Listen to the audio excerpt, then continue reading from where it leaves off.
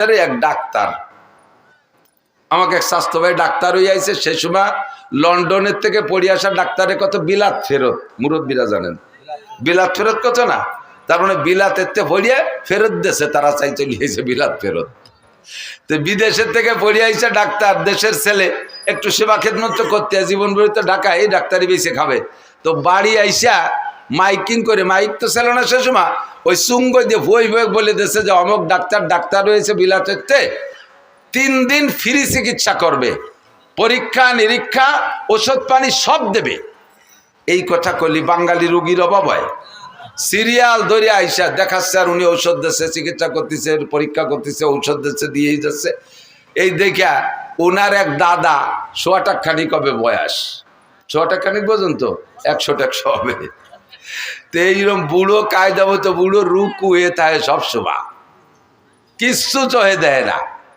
তো এই বুড়ো আইসে বলতেছে, বাড়ি তুই তো বিদেশেতে ডাক্তার হয়েছিস, তুই তো মেলা মানুষের চিকিৎসা করলে, আমি তো দাদা ওই গোষ্ঠীর মানুষ, আমার একটু চিকিৎসা দি। কয় দাদা তোমার কি কি সমস্যা? কয় 1 নম্বর সমস্যা হলো আগে লোহা খালিও হজম হয়ে যেত, আর এখন সাদা যাও খালিও ওইভাবে বার হয়ে যায় ওই দিক দিয়ে, তা পেটের মধ্যে যে আটায়ও না। দেখ দিয়ে কি আর আছে, পরীক্ষা নিরীক্ষা করে দেখা দাদা তোমার এই পাকস্থলীর শক্তি শেষ, এখন যদি ভালো কিছু তাহলে এই পাকস্থলী ফেলাই দিয়ে নতুন একটা লাগাতে হবে, আর এটা সম্ভব না, কাজেই তোমার এই রোগ হলো বার্ধক্যজনিত কারণ। এটা কোন কারণ? বার্ধক্যজনিত কারণ, দুর্বলতা, ইয়া সারার কোনো ঔষধ নেই। তা দে বাদ দে, ওটা দে, আর একটা ধর। আগে আমি দিনের বেলাও তারা দেখতাম, এতে রাত্রিও তো চাঁদটা দেখিনি। দেখবি চোহের কি এলো, ভালো করে চোখ টোক দে, চোখে পাওয়ার একটু থাকলি না, চশমা দিলে আর একটু বাড়ে। তার ভিতরে এমন মাইর খাইছে, কয় দাদা তোমার এটাও সারবে না, এটাও বার্ধক্যজনিত কারণ। এটা কোন কারণ? বার্ধক্যজনিত কারণ। কয় থাকতো এটা বাদ দে, দেখ দিয়ে আগে আমার এই চামড়া কি সুন্দর টাইট ছিল, তেল তেলে এনে গরুর গলার মতো ঝুলিয়ে গেছে গাই জায়গায় দিয়ে, এরে কিভাবে ফিরে টাইট করা যায়? ও কি পাম্পার দিয়ে ফুলবে নাকি আর করে দিয়ে দড়ি টড়ি? কয় দাদা এটাও আর টাইট হবে না, এটাও বার্ধক্যজনিত কারণ। ডাক্তার কুজো ডাক্তার চেয়ারে বসে, কি বলে বুড়ো আর ডাক্তার তো বসে দিছে চেয়ারে, বুড়ো চেয়ারে তো উঠে আসে ডাক্তারের গাড়ের উপরে ওই বুড়ো আইতে 2 চড়। তুই কিসের সাথে ডাক্তার হয়েছিস? যেটা কই সেইটা আমার বার্ধক্যজনিত কারণ, তো তুই কি এরিস? এটা বার্ধক্যজনিত কারণ, ওটা বার্ধক্যজনিত কারণ।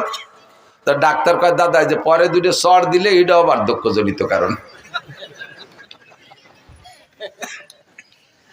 আমি এতেও রাগ হলাম না, বয়স থাকলে বুঝতে যে ডাক্তারে চড়ানো যায় না, বার্ধক্যজনিত কারণে চড় 2টিও দিলিয়া। তো বুড়োকে বার্ধক্যজনিত কারণে এরকম সব শেষ হয়ে গেছে। কতক্ষণ যারা ফাজলামি করো তারা আসো, আল্লাহু আকবার। এই গানের নাম শুনলে, এদিকটা আগে তো যথেষ্ট গান ছিল, গান হতো না, জারি যাত্রা, করসা কাজির গান, গুণযাত্রা, তারপরে আরো কত কি বাউল গান, ফাউল গান, বিচার গান, এগুলো ছিল না? এই গান ছিল না এই দেশে? তো এই গান শুনতে মাইলকে মাইল চলে যাইতেন আপনারা। এখন সে গানগুলো শেষ। 2-1টা গান আছে আমাদের ওদিক আছে, গাজির গান গায় বড় বড় মোসালা, মুসলমান না ঠাউর বোঝা যায় না। ওরে পরিমাণ মারেফাত আর শরিয়াতের কথা এই গানের মধ্যে কয়, আর কইটে কয় ডাক্তার হুজুর গে চ্যালেঞ্জ। আমি বুখারী মুসলিম, হযরত মাওলানা মমতাজ, হ্যাঁ ওই যে এমপি মমতাজ না মানিকগঞ্জের, মুহাদ্দিস মমতাজ, কত বড় সাহস বুকির পাঠায়। এই ফাউলগুলোর স্বভাবই এই, এদের স্বভাব জন্মই হয়েছে বেয়াদবির মাধ্যমে। কতক্ষণ এদের জন্মটাই বেয়াদবের মাধ্যমে। সারাটা বাংলাদেশ মুহাদ্দিসে ভরা, হাজার হাজার লক্ষাধিক মুহাদ্দিস শাইখুল হাদিস বাংলার জমিনে, যারা নিজেরা শাইখুল হাদিস পরিচয় দেয় না, অথচ হাদিসের কিতাব মুখস্থ পড়ায়, তারা বলতে পারে না যে আমি এই পড়ছি, বলে না। আর জীবনে কোনোদিন হাদিস শব্দ বানান করতে যদি পারে ও আরবিতে, তাহলে ওরে আমার সারা জীবনের ইনকাম দিয়ে দেবো। ও যদি হাদিস শব্দের শুদ্ধ বানান করে পড়তে পারে। আর সে কয় আমি বুখারী, মুসলিম, তিরমিজি, আবু দাউদ, নাসাই পড়েছি। বাংলায় লেখাটা হওয়া আর কি কবাই, সে গেলে একটু না কয়ে পারা যায় না। আমার সাথে আগে থাকতো মজিবার দারোগা, এই যে বলমারি, মোটরসাইকেল চালাতো, যারা দেখছেন 7-8 বছর দারোগাতে রিটায়ার্ডের পরে আমার নিয়ে চলে বেড়াতো। আল্লাহ গেছি উনারে নিয়ে সাতক্ষীরে, এই কালকে যাই আইছি সেই সাতক্ষীরে শ্যামনগর বংশীপুর শাহী মসজিদ মাদ্রাসা। তো ওনার তো স্বাস্থ্য চেহারা সবকিছু আমার চেয়ে অনেক ভালো, দাড়ি টাড়ি পাখে মেহেদি লাগানো, পান খায়, গাল ভরিয়ে পাগড়িওটা বানছে, সাদা জামা টামা, মোটরসাইকেল উনি চালায়। শীতকালে দিন আমি ছোট মানুষ পিছনে ব্যাগ গাড়ি হয়ে বসে রয়েছি, নামার সাথে সাথে সবাই মনে হচ্ছে উনি বক্তা, আমি বুঝি খাদেন। এর আগে আমি মানে যাইনি আগে কোনোদিন। উনারে গোটগাট করে গুছাইয়ে আত্মীয় নিয়ে গেছে, মুসাফা সব উনার, আমার সাথে কেউ কথাই কয় না, আমি খাদেন সব, এত কি দাম আছে। ভিতরে নিয়ে বসাইয়ে সব গোলগাল হয়ে বইছে, নাস্তা পানি সব উনারে দিচ্ছে। আর উনি একটু মোড়া দিতে চায়, আমি চোখে সারা দিছি, কথা কই না, দেখতে দেয় আজকে খেলাটা হয়ে যাকে ভাবে। তো নাস্তা পানি সব খাইছে, আমারে মাঝে মাঝে একটু দেয়, সাথে আইসি ওই পাশে একটু দেয়, একটু খাইছে। শীতের সময় ওনার গায়ে দামি কম্বলের টাইনে মোড়াই দিছে, আমি কোন আমার তো শীত করতেছে, আমার এখন খেতা দিছে, আমি কোনায় তাই গায়ে দিয়ে কাইতে রয়েছি। নাস্তাওয়ালি খাওয়া শেষ, এখন আমার নামের সাথে পরিচয় দিয়েছে শাইখুল হাদিস। আর উলামায়ে কেরামের স্বভাব আছে, কোনো বক্তা আসলে তার যোগ্যতা পরিচয় নিয়ে একটু তাহকিক করে, খোঁজাখুঁজি করে। তো ওনারে জিজ্ঞেস করছে, হুজুর আপনি ফারেক কোন সালে কোন জায়গাতে? ফারে গেল মৌলানা পাশ করারে ফারেক কয়, কোন জায়গাতে কোন সালে ফারেক? তো উনি সালেরটা যেন কি কলো যে শরীয়তপুর পুলিশ লাইন থেকে ফারেক। আমি তো খেতা মুড়ি দিয়ে হাইসে মরি যাচ্ছি, শরীয়তপুর পুলিশ লাইনেতে। তো আলেমুল আমরা মনে করছে কি যে পুলিশ লাইনের কাছে মাদ্রাসা আছে, তো ওই মাদ্রাসার নাম পুলিশ লাইন মাদ্রাসা, যেমন যশোর রেল স্টেশন মাদ্রাসা, এটা পুলিশ লাইন মাদ্রাসা। উনি কিন্তু মিথ্যে কথা করছে না, কথা সত্যি বলেছে, পুলিশ লাইন নিতে পারে। তো হুজুররা ওই বুঝে চুপ করে রয়েছে। এরপরে বলছে যে এখন কোথায় কি খেদমত করেন, কি করেন? বুখারী শরীফ পড়াই। আমি ওরে ডাকাইতি, এবার যদি ধরি বসে কোন মাদ্রাসা, তাহলে কি করবেন? তো কোথায় পড়ান? আমার বউরে বাংলা বুখারী শরীফ পড়াই, আমি পড়ি, আমার বউ শোনে। তো বুখারী শরীফ যে পড়ায় সে হলো শাইখুল হাদিস। তা উনি বাংলা বুখারী পড়ে আর ওনার বউ শোনে, এই জন্য উনি শাইখুল হাদিস। এখন ওরা চালু বলে হতেছে, তা সেই যে হুজুর বুখারী পড়ায় মাদ্রাসায় শাইখুল হাদিস, সে হুজুর কো? ওনার কাছে জিজ্ঞেস করতে সাহস পায় না। এই করতে করতে আমার টাইম যখন হয়ে গেছে, এই সময় ওনারা বলতেছে যে হুজুর চলেন স্টেজের সময়। এখন উনি কয় বক্তা তো আমি না, বক্তা তো ওই হুজুর। 3-4 জন কয় এতক্ষণ যে নাস্তা পানি খাইছি ফেলা।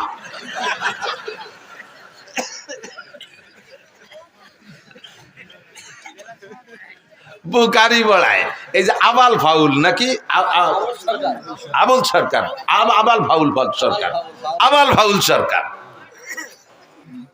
কি কইছে আপনারা সবাই শোনেন নাই তো? সবাই কি শুনছেন ও কি কইছে আল্লাহর শানে? দেখেন সবাই শোনেন নাই, তারপরও শোনেন। আবার আমি নিজে শুনছি, যেটা সেটা হলো ও বলে আল্লাহ কি কথা কয় মুখ দিয়ে না, ওই পাছার নাম অন্য কিছু কয়। কি কয়? হোক দে। ও ভাষা তো আমি বুঝি না, মানে যারা আমরাকে বাংলায় কি বলে মুখ দিয়ে না, পাছায় দিয়ে, বা আরো নিচের বাংলা গুদ দিয়ে।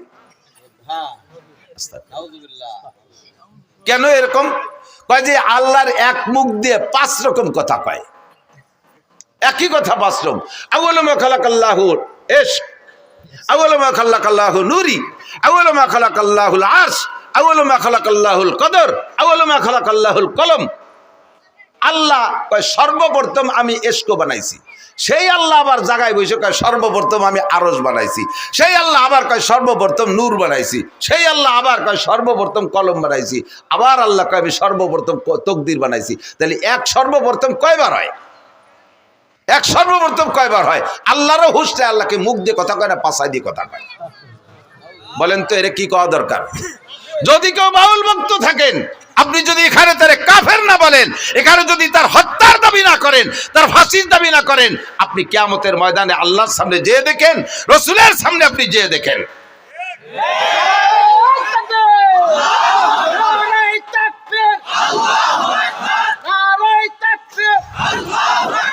ইসলামের শত্রুরা হুঁশিয়ার সাবধান, আল্লাহ রাসূলের শত্রুরা, জোরে আল্লাহ রাসূলের শত্রুরা, আল্লাহ রাসূলের শত্রুরা। নারায়ে তাকবীর। যদি কেউ থাকেন তওবা করেন। গান এদিক থাকেন। আরবিতে গানের অনেক ভাষা আছে। এক প্রকারের গানকে বলে সামা, যেটা বোঝর গানে দিনও কখনো কখনো গাইতেন। গানকে সামা হওয়ার জন্য 5টা দোষ মুক্ত হতে হবে। কয়টা? জোরে বলেন কয়টা? মুখস্থ থাকবে। যুবক, তুমি যে গানই শোনো না কেন, তোমার চরিত্রকে হেফাজত করার জন্য হলেও এই 5টা শর্তকে তুমি খেয়াল রাখবে। বলবো? 1 নম্বরে গানের মধ্যে বাজনা হতে পারবে না। 1 নম্বরে গানে বাজনা হতে পারবে না। বাজনা হলে দেখেন কোরআন শরীফের আয়াতের সাথে বাজনা মিশিয়ে দিয়েছে। ইদানিং ইসলামিক সঙ্গীত গাচ্ছে, ইউটিউব চালায় দেখেন, প্রত্যেকটা ইসলামী সঙ্গীতের ভিতরে কম্পিউটারের মাধ্যমে চিকুন ভ্যারাইটি কিসমের গিটার, হারমোনিয়াম ইত্যাদির বাজনা ঢুকিয়ে দিয়েছে। যত ভালো হোক না কেন, কোরআন শরীফের আয়াতের তিলাওয়াতের মাঝেও যদি বাজনা ঢুকায়া দেয়, ওই তিলাওয়াত শোনা হারাম। হাদিসের তিলাওয়াতের মাঝেও যদি বাজনা ঢুকায়া দেয়, ওই হাদিসের তিলাওয়াত শোনা হারাম।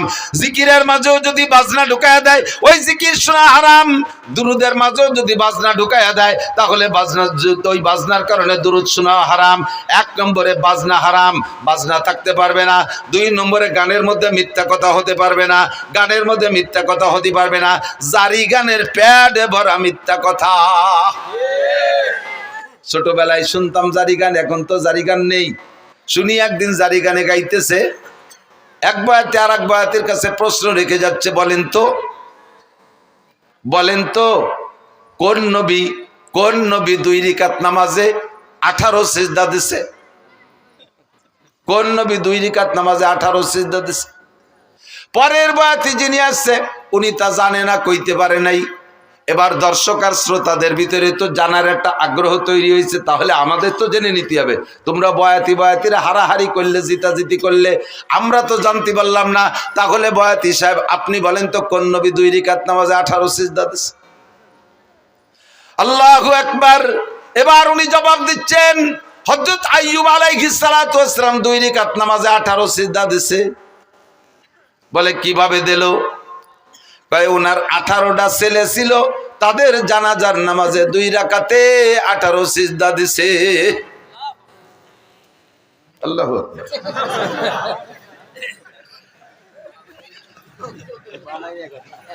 এইভাবে টাইম দিয়ে কলি সুবহানাল্লাহ আল্লাহু আকবার করতে হবে জানা। এবার আমি বললাম, আমি তো সে সময় শুনি নেই। পরবর্তীতে জারি গানের বয়াতি কিবরিয়া সাহেবের সাথে একদিন মাহফিল, আমি বললাম আপনারাও গাইতেন নাকি এই গান? কয় হ্যাঁ, তো আমরা গাইছি। তা বলেন তো 2 রাকাতে 18 সিজদা কেন দিল? কয় তার 18 ছেলে ছিল, জানাজার নামাজে 18 সিজদা। আমি বললাম যে এই কথাটা বুয়ো না সঠিক, আপনি কি টের পান নাই কোনোদিন? কয় বুয়ো হওয়ার কারণ কি? আমি বললাম আপনি কি জানাজার নামাজ জীবনে পড়ে থাকেন? কয় হ্যাঁ, 1 মাস আগে তো আমার মার জানাজা পড়ছি। কয় সিজদা দিয়েছেন? কয় রাকাত পড়ছেন জানাজার নামাজ? কয় জানাজার নামাজ কি রাকাত আছে নাকি? তা আপনার জানাজার রাকাত থাকলো না, আইয়ুব আলাইহিস সালাম রে 2 রাকাত পড়ালেন কিভাবে? তাও তো এক কথা। এখন কানে বানি গেছ, তাও তো এক কথা। আমাকে জানাজার রাকাত নাই, আইয়ুব আলাইহিস সালাম রে 2 রাকাত পড়াবাকে? আমি বললাম আপনার মায়ের জানাজায় কয় সিজদা দিয়েছেন? কয় সিজদা একটাও দেই নাই। তা আইয়ুব নবীর সন্তানদের জানাজায় সিজদা দেবে কেন? সিজদা হবে একমাত্র কার জন্য? আল্লাহু আকবার। বরাবর 3টি অঙ্গ হেফাজত করো। এই অঙ্গটা হেফাজত করো আল্লাহর জন্য, জবানটা হেফাজত করো আল্লাহর জন্য, বরাবর নিচে আরেকটা অঙ্গ শরমগা হেফাজত করো আল্লাহর ভয়ে। 3টি অঙ্গর হেফাজত যদি করতে পারো, তাহলে নবী পাক বলেন আজমাল্লাহুল জান্নাহ, আমি তোমার জান্নাতের জামিন হইয়া যাব। সিজদা হবে কার জন্য? একমাত্র আল্লাহরই জন্য। মূর্তির সামনে সেবা, পীরের সামনে সেবা। দেখেন না বাউল পাল্টি ওকে ছবি দেখেন, আরো ভিডিও দেখেন, দেখবেন ওই বাউল, বড় বাউল বৈশা আছে, আর ছোট ছোট কুসো ফাউলরা যে তার সামনে সেবা দিচ্ছে। দেখছেন না সিজদা দিতে? এগুলো মুমিন না মুশরিক? মোমেন না মুশরিক? আখলিস দীনাকা ইয়াকফিকাল আমালুল কালিল। শুনতে ভালো লাগে তাই বলেই শুনবেন, তাই বলে যা তা শুনবেন না, যাতে আপনার ঈমান আমলকে ধ্বংস করে দেয় এমন কিছু আমি শুনতাম না। আরে আল্লাহু আকবার। মমতাজের গান, দুনিয়ার যত পচা গান আছে, এ গান শুনলে গুনাহ হয় তবে ঈমান যায় না। ওই সব গান শুনলে গুনাহ হয়। তো খেয়াল করেন, এই সব গান যত কণ্ঠশিল্পী আছে দুনিয়ার পচা নোংরা গান গায়, এসব গান শুনলে ঈমান যায় না তবে কবিরা গুনাহ হয়, কবিরা গুনাহ হয় তবে ঈমান যায় না। কিন্তু বাউল গান, বিচার গান আর জারি গান আর করচা গান, এই সমস্ত গান শুনলে ঈমান যায়। কারণ এই গানগুলো শুনে তার ভিতরে যে ইসলামী ইতিহাসগুলো ওরা বলে, এই কথাগুলো শ্রোতারা বিশ্বাস করে। আর এই বিশ্বাসের কারণে ভুল ইতিহাস তার অন্তরের মধ্যে ঢুকলো। আর ভুল ইতিহাস বলতে বলতে আল্লাহর সম্পর্কে সমালোচনা, নবীদের সম্পর্কে সমালোচনা, এমন এমন খারাপ ভাষা ব্যবহার করে যেগুলো উচ্চারণ করাই সম্ভব না। কয় আদম আলাইহিস সালাম লম্বা ছিল, এই বাউলরা কয় আদম আলাইহিস সালাম লম্বা ছিল 120 হাত, তার পুরুষ অঙ্গ লম্বা ছিল 17 হাত। তোর আব্বা যাই আমায় ফিয়াইছে শালার কাজাতি গেছিলাম রে, পারলাম না, ঠেয়া ফেলছি, বহুত কষ্ট করে ঠেয়া ফেলাইছি। আস্তাগফিরুল্লাহ। জানোয়ার আদম আলাইহিস সালাতু ওয়াস সালাম জলিলুল কদর নবী, দুনিয়ার সর্বপ্রথম মানুষ, সর্বপ্রথম নবী, তার অঙ্গ প্রত্যঙ্গ মাপার দায়িত্ব তোর কে দেশে? এই অ্যানিম্যাল, পশু, বাস্টার্ড, হারামজাদা। তার জন্মের ঠিক নাই যদি সে এরকম উচ্চারণ করে থাকে। কথা বলেন ঠিক ঠিক না? আল্লাহ সম্পর্কে কটূক্তি, নবী সম্পর্কে সমালোচনা, ভাই কি আমি বললাম তা এই সব দিক দিয়ে। এরপরে তুমি ভুলটা বুঝে নাও। আইয়ুব আলাইহিস সালাতু ওয়াস সালামের ছেলে 18টা, আগেও না পরেও না। ছেলে ছিল 6টা, এক রাত্রে 6 ছেলে উদাও হয়ে গেছে। উদাও হয়ে যাওয়ার পরে তাদের জানাজা পড়া লাগে না, কাজে উনি জানাজা ছেলেদের পড়ে যান নাই। এরপরে 18 বছর কষ্টের পরে, রোগ থেকে শেফা দেওয়ার পরে আল্লাহ তাআলা আরো 4টে, আগে 4টে স্ত্রী ছিল, সে 4টার 3টে, একটা তো কাছেই ছিল রহিমা, আর 3টে হারিয়ে গিয়েছিল, সে 3টেরও ফিরে দিয়েছে, আরো 4টে বিয়ে করার অনুমতি দিয়েছে, 8টা স্ত্রী। পরবর্তীতে আর 6টা ছেলে হয়েছে, 12টা ছেলের জীবদ্দশায় আইয়ুব আলাইহিস সালাম ইন্তেকাল করছেন, একটা ছেলেরও জানাজা পড়া লাগে নাই। তোর এই বাউল গান আর ফাউল গান আর হারামজাদা গান, যেই গানের কোনো মা বাপ নাই, যেই সন্তানের মা বাপ নাই, তার কয় জারিউর বাচ্চা। কথা কন না কেন? যেই গানের কোনো মা বাপ নাই, তার কোনো সনদ নাই, দলিল নাই, এই জারজ গান আর জারিউ গান, হারামজাদা গান দিয়ে নবী রাসূল সম্পর্কে কটূক্তি করবি, মরার সময় তোর ঈমান নসিব হবে না। হাসরের মাঠে নবী পাকের সুপারিশ তো দূরের কথা, তুই থাকবি জাহান্নামের প্রথম স্থানে। কথা বলেন ঠিক ঠিক না? আর জীবনে কোনোদিন আমরা জারি গান, বাউল গান, ফাউল গান শুনবো? জোরছে বলছেন, জোরে বলেন। কারা কারা শুনবেন না একটু আল্লাহকে হাত দেখাবেন। কেউ কে হাত অল্প একটু জাগাইছে, আমি অল্প একটু শুনবো, এরকম নেই, পুরো টান টান। বাউল পার্টি হালাল না হারাম? বাউল পার্টি জায়েজ না না জায়েজ? বাউল গান শোনা জায়েজ না না জায়েজ? হারাম, হারাম, হারাম, বলেন হারাম। জীবনও কোনোদিন সমর্থন করব? বাউল সরকার, আবুল সরকারের ফাঁসি চাই, ফাঁসি চাই, ফাঁসি চাই, আবুল সরকারের ফাঁসি চাই। নারে তাকবীর। জাযাকুমুল্লাহর ফাঁসি না দিলেও একটা কাফের, একটা বেঈমানের মোকাবেলায় ফাঁসির দাবি করেছেন, কিয়ামতে ইনশাআল্লাহ নবী পাকের সুপারিশ পাবেন। আল্লাহর শাজিমের নিচে জায়গার ব্যবস্থা করে দিক। 2 নম্বরে মিথ্যা কথার কারণে গান হারাম। কয় কি? একটা না কয় পারতেছি না, দিক খেয়াল কয় কি? বলো ওয়াইস করনি, খেয়াল করেন, ওয়াইস করনি বিলাল রে, বিলালের বাড়ি যাইয়া, শুনছেন মনে হয় কেউ কেউ শুনতে পারে, বিলালের বাড়ি যাইয়া রুটি খাইয়া তার হায়াত ছিল 7 দিন, বাড়াই দিয়েছে 70 বছর। বোঝেন বোঝেন কথাটা বললে ওয়াইস কর্নির কারামতি বাড়িয়ে গেল, যে ওয়াইস কর্নি কত বড় বুজুর্গ বাবা, তার কথায় আল্লাহ বিলালের হায়াত বাড়াই দিয়েছে, এর ওয়াইস কর্নি শান বাড়াইছে। এবার এই বাড়াইতে যাইয়ে মাইকটা দিছে কোন জায়গা তা টের পাইতে দেয় না। বিলাল রাদিয়াল্লাহু তাআলা আনহু আর হুজুরের বাড়ি মদিনায় যারা গেছেন তারা বলেন, মসজিদে বিলাল চেনেন তো? মসজিদে বিলাল, মসজিদে বিলাল কুবা রোডে যাইতে বাম পাশে মসজিদে বিলাল, আর মসজিদে নববী ওই জায়গা, মসজিদে নববীর মধ্যে হুজুরের বাড়ি। তো হুজুরের বাড়ি আর বিলালের বাড়ি প্রায় আধা কিলোমিটার হবে দূর, বিলালের বাড়ি যেখানে, মসজিদ যেখানে। এই জায়গা যাইয়া ওয়াইস করনি বিলালের বাড়িতে রুটি খাইয়া সেই রুটির দোয়া দিয়া বিলালরে হায়াত বাড়াই দিয়েছে। একটু আধা কিলোমিটার হাঁটে যাইয়া রসুলরে দেখি আসলো না। বোঝেন কথা বোঝেন? ওয়াইস করনি আর নবী আলাইহিস সালাম একই জামানায়। নবীর কথা শোনার সাথে সাথে হযরত ওয়াইস আল কারনি কলেমা পড়ে ইসলাম গ্রহণ করেছেন। নবী পাকের সাথে দেখা করতে যাবেন, কিন্তু বৃদ্ধা মা ঘরে থাকার কারণে যাইতে পারতেছে না।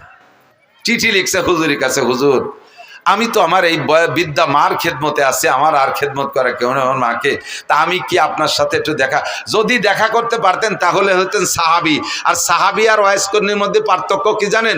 সাহাবি আর একজন নর্মাল সাহাবি আর ওয়াইস কর্মী 1 কোটি ওয়াইস কর্মীর যে দাম, সাধারণ একজন সাহাবির দাম তার চেয়ে বেশি। একই জামানায় হইয়া ওয়াইস কর্মী এই সাহাবি হওয়ার ফজিলাতটা নিতে যাইতে পারে নাই মায়ের খেদমতের কারণে। সেই ওয়াইস কর্মী মারে বাড়ি থুইয়া হুজুরের বাড়ির দাঁড়াতে বিলালের বাড়ি যে রুটি খাইয়া বিলাল রে হায়াত বাড়াই দিয়ে আসলো, নবীর একটু দেখিয়ে আসলো না। এর নাম জারি গান না জারিও গান? বাংলায় কমেন না একটু।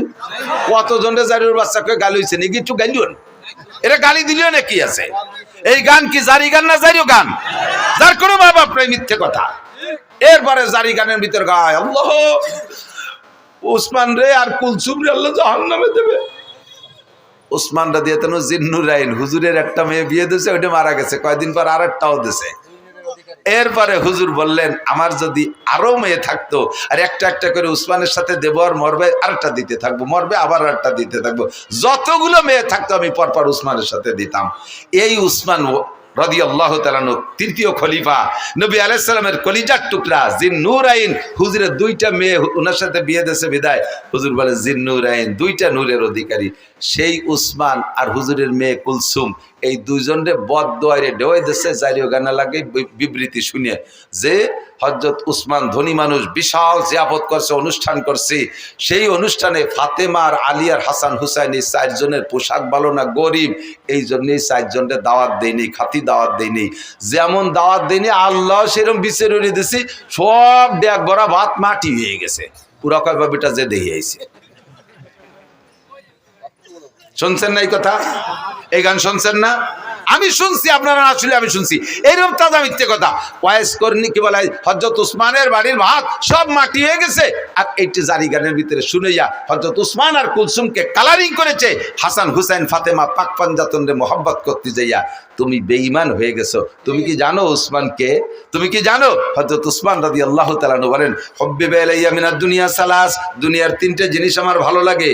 এর আগে হযরত হুজুর নিজে বলছেন হুব্বিবা ইলাইয়া মিনাদ দুনিয়া সালাস, আমার দুনিয়ার 3টে জিনিস ভালো লাগে, আতিব ওয়াল মারআত ওয়াজুলাত কুররাতু আইনি ফিস সালাত।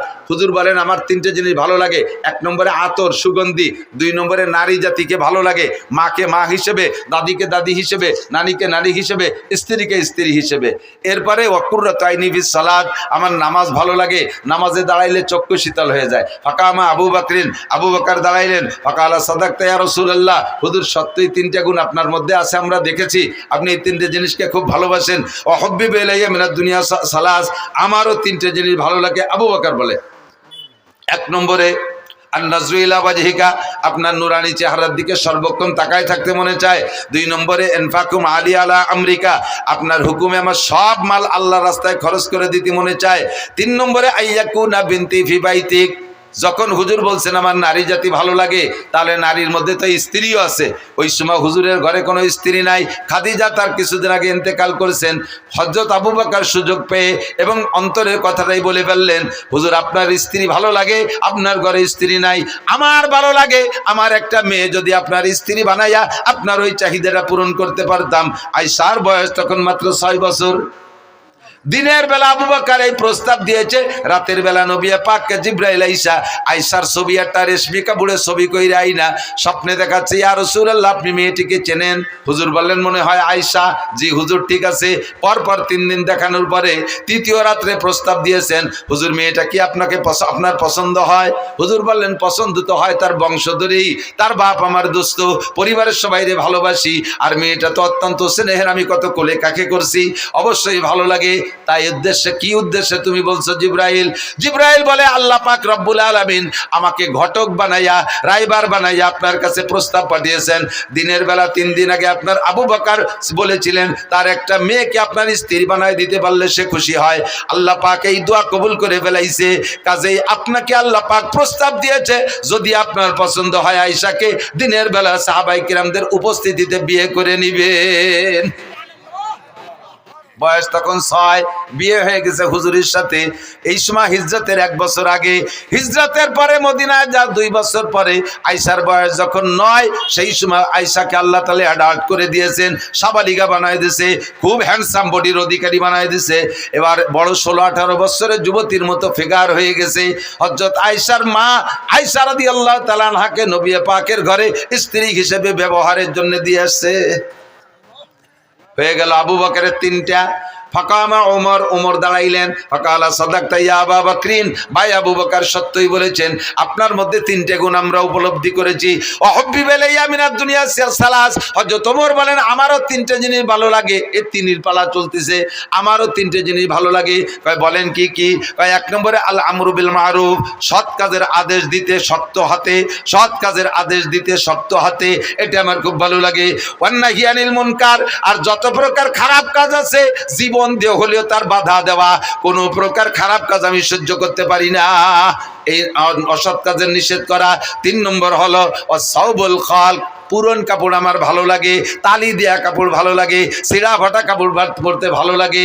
যখন উনি খলিফাতুল মুসলিমিন, রাষ্ট্রপ্রধান, উনার রাষ্ট্রের আয়তন 2,40,00,000 বর্গ মাইল, এত বড় দেশের রাজা হইয়া মসজিদে নবাবির জুমার নামাজের খুতবা দিচ্ছেন, ওই সময় উনার জামার সামনে দিয়ে 7খান তালি, ফিরে যখন নামাজে দাঁড়াইছে, খুতবার সময় মুসল্লিরা দেখে সামনে দিয়ে 7খান তালি, ফিরে ঘুরে যখন নামাজের জন্য দাঁড়াইছে, পিছন থেকে দেখা যায় পিঠে 7খান তালি। প্রেসিডেন্ট। 3 নম্বর হযরত উসমান দাঁড়িয়ে বললেন ফাকালা সাদাকতা ইয়া ওমর, ভাই ওমর আপনার মধ্যে এই 3টে গুণ আছে আমরা দেখেছি। ওয়াহুব্বি ইলাইয়া মিনাদ দুনিয়া সালাস, খেয়াল করেন 3 নম্বর হযরত উসমান বলতেছেন আমারও 3টে জিনিস ভালো লাগে। কি কি ভালো লাগে? ইতআমুল জিআন, মনে রাখেন আমার ওই গানের কিসসার সাথে মিলেছি, এদিক তাকান। 1 নম্বরে উসমান বলে ইতআমুল জিআন, ক্ষুধার্তকে খানা খাওয়াইতে ভালো লাগে। কেডা কয়? কেডা কয়? কাকে খাওয়াইতে? ক্ষুধার্তকে খানা খাওয়াইতে ভালো লাগে। এবার 2 নম্বরটা হলো কিসওয়াতুল উরিয়ান, যাদের কাপড় নেই তাদের কাপড় দিতে ভালো লাগে। বুঝেন বুঝেন? 3 নম্বরে বা তেলাওয়াতুল কুরআন, কোরআন তিলাওয়াত করতে ভালো লাগে। যেই উসমান বাড়ি রান্না বান্না বিশাল জিয়াবত করলো, হাসান হুসাইনের পেটে ক্ষুধা, তারা 3 দিন খায় না, 5 দিন খায় না, আর তারা সেই দাওয়াত পাইল না, পোশাক ভালো নাই সেজন্য। ওদিকে ওসমানের গুণ হলো ক্ষুধার্তরে খানা খাওয়ায়, পোশাক নাই রে পোশাক দিয়ে দেয়, ওরা পোশাকের কারণে না খাইয়া বাড়ি থাকলো। আর এদিকে উসমান সামনে বলতেছেন রসুলের সামনে, আবু বকর ওমরের সামনে, যে আলীরে দাওয়াত দেয়নি সে আলী ওই মজলিসে, তার মধ্যে কয় আমার ক্ষুধার্তকে খানা খাওয়াইতে ভালো লাগে, বস্ত্রহীনকে বস্ত্র দিতে ভালো লাগে। এইটা সবচাইতে বেশি প্রতিবাদ করবে আলী না? সঙ্গে সঙ্গে আলী দাঁড়ায় কয় সাদাকতা ইয়া উসমান, উসমান আপনার মধ্যে গুণ 3টে আছে আমরা দেখেছি। যারে দাওয়াত দেয় নাই পোশাকের অভাবের কারণে, যার পেটে ক্ষুধা থাকা সত্ত্বেও তারে জিয়াবতে দাওয়াত দেয় নাই, এই লোকটা কি সত্যায়িত করতে পারে? সেই দাঁড়ায় কয় উসমান আপনি সত্য কথা বলেছেন, এটা আপনার চিরবৈশিষ্ট্য, ক্ষুধার্তকে খানা খাওয়ান, বস্ত্রহীনকে বস্ত্র দেন, এটা আপনার গুণাগুণ। এবার আলী দাঁড়াই বললেন ওয়াহুব্বি ইলাইয়া মিনাদ দুনিয়া সালাস, ভাই উসমান সত্য বলেছেন, আমারও 3টে জিনিস ভালো লাগে। 3-এর পালা চলতেছে। হযরত আলী বলেন 1 নম্বরে কি বলে আস-সাওমু ফিস সাইব, ইকরামুজ যায়িফ। 1 নম্বরে ইকরামুজ যায়িফ, মেহমানকে তার মর্যাদা বুঝা পরিমাণ মতো মেহমানদারি করতে আমার ভালো লাগে। যে মেহমানের যেমন চাহিদা তার চাহিদা অনুযায়ী মেহমানদারি করতে ভালো লাগে। 2 নম্বরে আস-সাওমু ফিস সাইব, গরমকালে রোজা রাখতে আমার ভালো লাগে। হযরত আলী বলতেছেন গরমকালে রোজা রাখতে ভালো লাগে। জিজ্ঞেস করা হলো কেন? গরমকাল তো দিন বড়, এ সময় রোজা রাখতে তো সবার কষ্ট হয়, তোমার কেন ভালো লাগে? হযরত আলী বলেন গরমকালে রোজা রাখতে ভালো লাগার কারণ হলো হুজুর বলেছেন লিসাবে ফারহাতান, রোজাদারের 2টা আনন্দ। একটু বলেন কয়টা? রোজাদারের দুইটা খুশি, ফারহাতুন ইনদা লিকায়ে রাব্বিহিম, যত মানুষ রোজা রাখবে দুনিয়ায় সমস্ত মানুষ আল্লাহ পাকের সামনে সাক্ষাৎ হবে, আর আল্লাহ পাক সব রোজাদারের গালে উঠাইয়া মুখে উঠাইয়া খানা খাওয়াবে। এইটা হলো আখিরাতের খুশি। আর একটা খুশি হলো কি বলা হয়, লিসামে ফারহাতান, ফারহাতুন ইনদা লিকায়ে রাব্বিহিম। আর একটা খুশি হলো ফারহাতুন ইনদা ফিতরিহিম। দুনিয়ায় যত খাবার খান, আমার দিক, দুনিয়ায় যত মজার খানা খেয়ে থাকেন না কেন, একটু সত্যি কথা বলেন, ইফতারির চাইতে মজা পান কোনো তাই? ডাল চাল খেচড়ি চাপড়ি ডুটি মুটি খুঁতফুটনু যা দিক চাবায় না আশের মতো গেলে, ঠিক না? এত ভালো লাগার কারণ কি? দুনিয়ায় সবচেয়ে ভালো তরকারির নাম কি? খোদা। কিদের সে ভালো তরকারি হয় না। কায়দা মতো কিদে লাগলি পান্তা ভাত খাতেও নুন লাগে না, ঠিক না? পেটে কিদে যদি টাইট মতো থাকে তাহলে যা খায় তাই ভালো লাগে। রমজানের চাইতে পিওর কিদে তো আর কোনো সময় হয় না। হযরত আলী বলেন, ইফতারির মজাটা গরমকালে রোজা বড় হয়, এই জন্য ইফতারিতে মজাটাও বেশি পাই, এই জন্য গরমকালে রোজা ভালো লাগে। 3 নম্বরে আযযারবু বিসাইফ, ময়দানে যাইয়া তরবারি দিয়ে কাফের কুপাই কুপাই কাটতে ভালো লাগে। যারা শৈল মাছ জুপি দিয়ে এড়ো কি কয় জানি না আর কি, কোপাই দিয়ে ওরে কি কয়, ফুলকুচি, জুপি ফুলকুচি, শৈল মাছ কোপানোর অভ্যাস আছে। যে লোকটা শৈল মাছটা কোপ দেয় এই জুপি দিয়ে, শৈল মাছের কান ছিঁড়ে এই গলা টলা পেটটার জড়াইয়ে 8টা 10টা নালি ডুয়ে গেছে, সেই সময় শৈল মাছ খুশিতে খিলখিলে আসে না?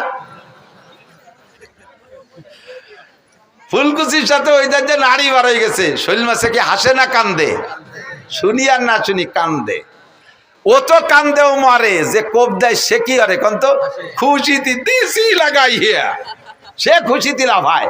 কয় যে মাছ কুপানওয়ালা মাছরে কুপাই যেমন খুশি হয়, ময়দানে যাই আমি কাফের রে কুপাই ওইরকম খুশি পাই। এই কাফের মারতে আমার বাড়ি মজা লাগে। 3 জনে 3টে হাদিসটা গলা সমান কইলাম আর কি। এরপরে সামনে ছিল হযরত, সম্ভবত হযরত কি বলে আব্দুল্লাহ ইবনে মাসউদ রাদিয়াল্লাহু তাআলা আনহু, সম্ভবত উনি, আর জিবরাইল আর আল্লাহ, ওনারাও 3 জনে 3 কইছে। তা আমার যেটা মাকসাদ সেটা আমি বললাম, সেটা হলো হযরত উসমান বললেন ক্ষুধার্তকে খাওয়াইতে ভালো লাগে আর কাপড় নাই রে কাপড় দিতে ভালো লাগে। সেই কথাটা আলীর সামনে, আলী কি সেই কথা সমর্থন করা উচিত? যেই আলী, যেই উসমান, আলীর পরিবারের কাপড় না থাকার কারণে ক্ষুধা অবস্থায় তাদেরকে বাড়ি জিয়াফত করলেন, অথচ দাওয়াত দিলেন না। এইটা জারি গানের ভিতরে বলে। এবার বলেন এই জারি গান কি জারি না জারিও গান? আর শুনবেন কোনদিন? নাই, উঠে গেছে। এই বাউল পার্টিও তারই একটা শাখা।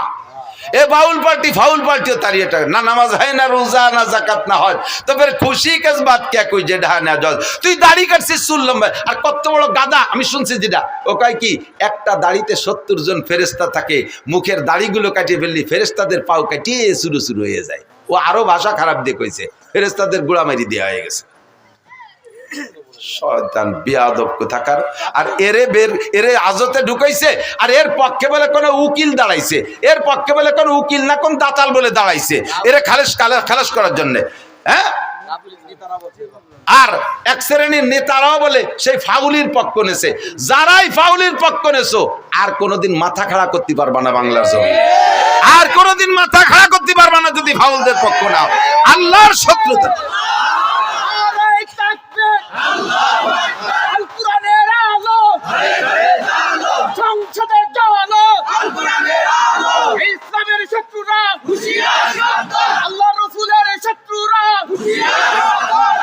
মাশাআল্লাহ, জাযাকুমুল্লাহ। থাকবেন তো, লড়বেন না তো? এ মর্মে জিহাদ আসলি করতে রেডি আছেন? সেদিনকে একজনে লিখেছে যে বাস্তব কথাও, আমরা অনেক নাস্তিকের অনেক নাস্তিকানা বক্তব্য শুনছি, কিন্তু এই ফাউল যা বলছে এরকম আর কেন মুখে শুনি নেই, এত নিকৃষ্ট ভাষার কারো থেকে শুনি নেই। আল্লাহ আমাদেরকে হেফাজত করে, বলেন আমিন। আল্লাহ আমাদের হেফাজত করে।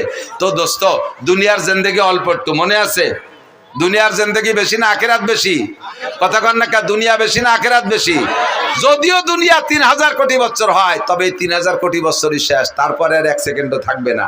কিন্তু আখিরাত শুরু হবে তো শেষ হবে না। কতদিন শেষ হবে না? শেষ হবে না তো শেষ হবে না। আমি মাঝে মাঝে শুয়ে শুয়ে নিজে জিজ্ঞেস করি, আখিরাত লম্বা তো কত লম্বা? ধরে নেই 1 কোটি কোটি বছর, 1 কোটি কোটি বছর, তারপরে কি হবে? এই কোটি কোটি বছর শেষ হওয়ার পরে কি হবে? তারপরে আবার কোটি কোটি শুরু হবে। তারপরে কি হবে? তারপরে আর আমি খুঁজে পাই না। আমার খোঁজারও দরকার নাই, ওই আখিরাতের জিন্দেগির শেষ নেই। যে জায়গা থাকবেন যতটুক, সে জায়গার জন্য করবেন ততটুক। এলো জ্ঞানী মানুষ। হুজুর বলেন, কাইয়্যিসু মান দানা নাফসাহু ওয়া আমিলা লিমা বাদাল মাউত। চালাক, এদিক তাকান, চালাক, জ্ঞানী, হুঁশিয়ার, বুদ্ধিমান ওই ব্যক্তি মান দানা নাফসাহু, যে নিজেকে নিজে দিনদার বানায় আর মহা আখিরাতের জন্য আমিলা লিমা বাদাল মাউত, পরকালের জন্য আমল করে প্রস্তুতি নেয়। আমার প্রাণপ্রিয় যুবকরা, বলে নিছি আগেই, তুমি খেলাধুলা করো, তুমি বৈধ খেলাধুলাগুলো করো, বৈধ খেলাধুলা করো, জেনারেল পড়াশোনা করো, ক্ষেত খামার করো, ব্যবসা বাণিজ্য করো, চাকরি বাকরি করো, দুনিয়ার হালাল কামাই যত আছে করো। ফাঁকে তুমি আজান হইলে সব কাম কাজ ফেলে রেখে মসজিদে যাব। রাজি আছি না ইনশাআল্লাহ? মসজিদে নামাজ পড়বো না ইনশাআল্লাহ? আখিরাতকে সুন্দর করেন।